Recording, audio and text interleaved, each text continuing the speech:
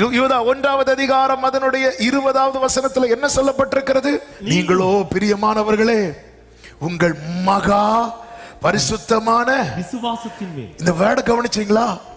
Most holy faith. அப்ப faith, எனக்கு விசுவாசம் இருக்கு, விசுவாசம் இருக்கு, விசுவாசம் இருக்கு இல்ல. அந்த விசுவாசம் எப்படிப்பட்ட விசுவாசம் தெரியுமா? மகா பரிசுத்தம். ஏன் அந்த வேர்டை யூஸ் பண்ணி இருக்கு தெரியுமா? நம்முடைய ஃபெய்த் நம்ம எதோட கனெக்ட் பண்ணது தெரியுமா? அந்த பரலோகத்தோடு. நீ விசுவாசித்தாலே போதும். இந்த விசுவாசம் இது மகா பரிசுத்தமான விசுவாசம். விசுவாசி இதுலதான் கட்டுப்படணும். ஏன்பா நீ பரிசுத்தமா இருக்கிற? யோபுவின் விசுவாசத்தை பாத்தீங்களா? நான் என் கண்களோடு உடன்படிக்கை பண்ணி இருக்கிறேன். என் வீட்டுல வேலைக்கு வர பெண்ணை நான் தப்பா பார்த்தேன்னா என் மனைவி இன்னொரு வீட்டுல போய் மாவரைக்கட்டும், நான் அப்படி பார்க்காதபடிக்கு. என் வீட்டுக்கு தான் வேலைக்கு வராங்க, நான் தப்பா பார்த்தா யாரும் ஒன்றும் சொல்ல மாட்டாங்க, ஆனாலும் நான் என் கண்ணோட அப்படி பார்க்காத உடன்படிக்கை பண்ணி இருக்கிறேன். இது அவனுடைய ஃபெய்த். என்ன ஃபெய்த்? என் மீட்பர் உயிரோடு இருக்கிறார், கடைசி நாளில் நான் அவரை காண்பேன், அந்நிய கண்களால் அல்ல என் சொந்த கண்களால். இதுதான் மகா பரிசுத்தமான விசுவாசத்தின் மேல கட்டப்படுறது. அதனால உறுதிப்படுத்தி கொண்டு, ஆங்கிலத்தில் இருக்கு building up your self on your most Holi. அதுல தான் நீ வளரணும். வேண்டாம், இது வேண்டாம், இது வேண்டாம். ஏன் வேண்டான்னு வைக்கிற? எல்லாத்தையும் அவங்கள பாரு. இன்னைக்கு நம்ம எல்லாம் இப்படிதான் பார்க்கிறோம். அவங்கள பாரு, இவங்கள பாரு, அப்படி இல்ல. வேதம் நமக்கு விசுவாச வீரர்களை காட்டி தந்திருக்கிறது. விசுவாச வீரர்களை காட்டி தந்திருக்கிறது. அவங்கள பாரு, ஆபேல பாரு. மேன்மையான பலி. ஒரு ஆராதனைக்காக ஒரு வாரம் தன்னை காத்து கொண்டு பலி செலுத்துகிறவன் தான் ஆபேல். அதான் மேன்மையான பலி. ஒரு ஆராதனைக்காக 1 வீக் ஃபுல்லா தன்னை காத்து கொண்டு, அதான் மேன்மையான பலி. அடுத்து யாரை காட்டுறார்? ஏனோக்க பாரு. அவன் தேவனோடு சஞ்சரித்துக் கொண்டே இருந்தான். அவன் காணப்படாம போயிட்டான், எடுத்துக்கொள்ளப்பட்டான். அடுத்து யாரை காட்டுறார்? நோவாவை பாரு. நோவாவை பாரு. வரும் காரியங்களை குறித்து தேவ எச்சரிப்பை பெற்று அவன் அதுல கவனம் செலுத்தி, ஓகே இது வேண்டாம், இது வேண்டாம். அடுத்து யாரை காட்டுறார்? ஆபிரகாம், ஈசாக்கு, யாக்கோபு. இவர்கள் தூரத்தில் அவைகளை கண்டு, இவங்க எல்லாருமே சுத்திகரிப்புக்கு தங்களை ஒப்பு கொடுத்தவர்கள். அடுத்து யாரை காட்டுறார்? மோசேயை காட்டுறார்.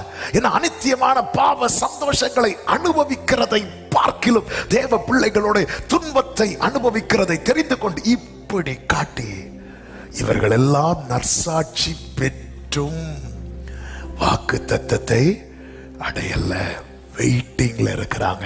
ஏன்? அவர்கள் எல்லாரும் நம்மை அல்லாமல் பூரணராகாதபடி நமக்காக வெயிட் பண்ணிட்டு இருக்கிறாங்க. அப்ப நம்ம இந்த பரிசுத்தமான விசுவாசத்தின் மேல கட்டப்பட்டு வளர்கிறவர்களாய் மாறுவோம் என்றால் வலுவாதபடி நம்மை காக்கும். இதை டச் பண்ணதுல இன்னொரு வார்த்தையும் சொல்லி முடிச்சிடறேன். நாம கட்டி எழுப்பப்படுறதுல எவ்வளவு கவனம் செலுத்துறோமோ அதே போல இன்னொரு காரியத்திலும் நாம் கவனம் செலுத்த வேண்டும். அது ஒரு செர்மனாவே பேசணும். ஆனா அதை நான் இன்னைக்கு டச் பண்ணிட்டு போறேன். கர்த்தர் அனுமதித்தால் இன்னொரு நாள்ல பேசலாம். என்ன தெரியுமா?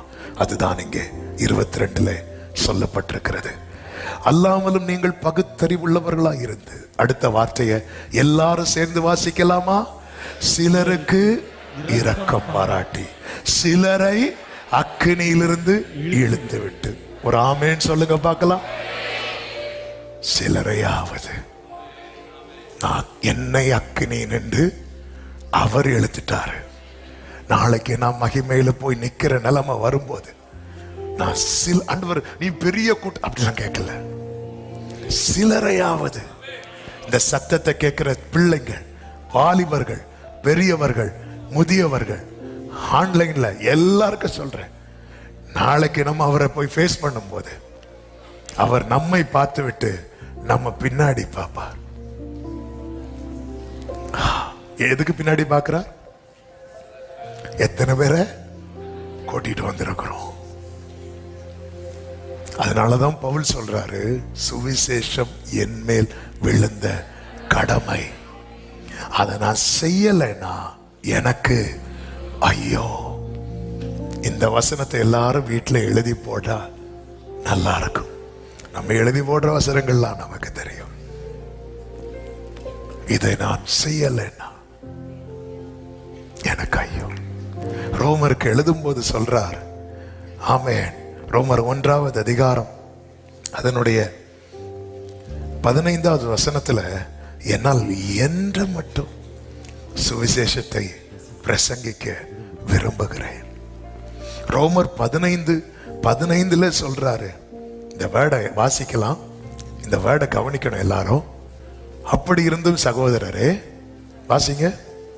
புறஜாதியாராகிய பலி பரிசுத்தாவியினாலே பரிசுத்தமாக்கப்பட்டு, அடுத்த வார்த்தையை எல்லாரும் கவனிங்க, தேவனுக்கு பிரியமான பலியாகும்படிக்கு நான் தேவனுடைய சுவிசேஷ ஊழியத்தை நடத்தும்.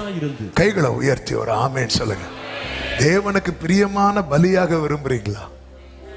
சுவிசேஷம் சொல்லுங்க. ஆமென். நம்ம துதிக்கிறோம், ஆராதிக்கிறோம், சத்தம் போடுறோம், பாட்டு பாடுறோம், இது எல்லாம் கர்த்தருக்கு உகந்தது.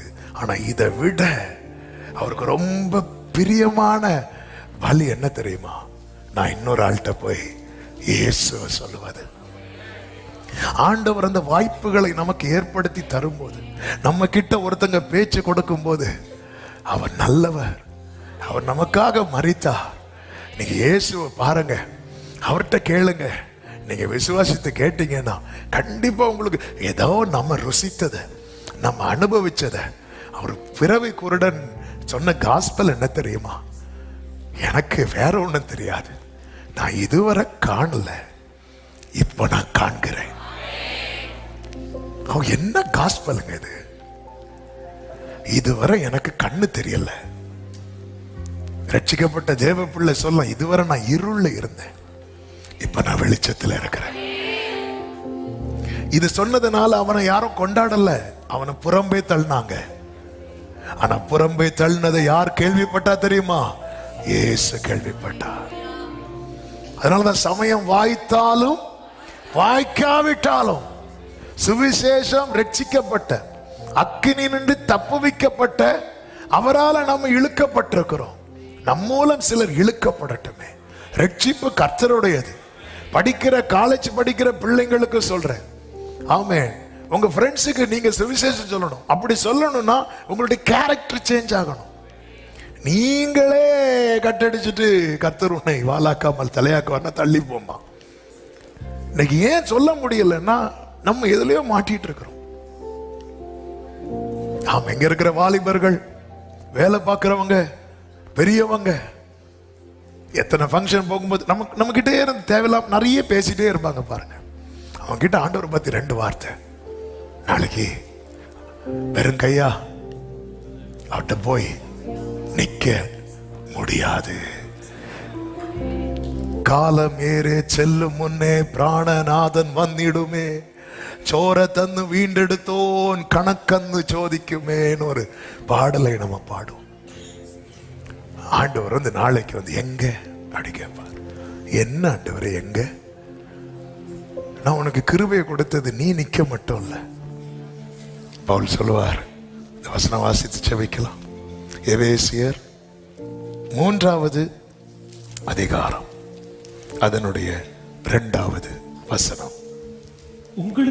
உங்களுக்காக எனக்கு அளிக்கப்பட்டிருக்கிற தெய்வ கிருபைக்குரிய எனக்காக. பவுல் 2 கொரிந்தியர் 9:12 போய் கேட்கும் போது, கர்த்தர் என் கிருபை உனக்கு போதும். அந்த கிருபை அவனுக்காக கொடுக்கப்பட்ட கிருபை. ஆனா கிருபையின் பூரணம் என்பது என்ன தெரியுமா?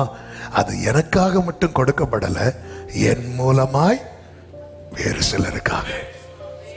எனக்காக கொடுக்கப்பட்ட கிருபையில நான் நிக்கிறேன், நான் வாழ்றேன். ஆனால் பிறருக்காக எனக்கு கொடுக்கப்பட்ட கிருபையை நான் பிறருக்காக பயன்படுத்தலைன்னா அந்த கிருபையை நான் வீணாக்குகிறேன். பவுல் சொல்லுகிறார், நான் தேவனுடைய கிருபையை விருதா வாக்குகிறது இல்லை. ஆவியானவர் சபைகளுக்கு சொல்லுகிறதை காதுள்ளவன் கேட்க கடவுள்.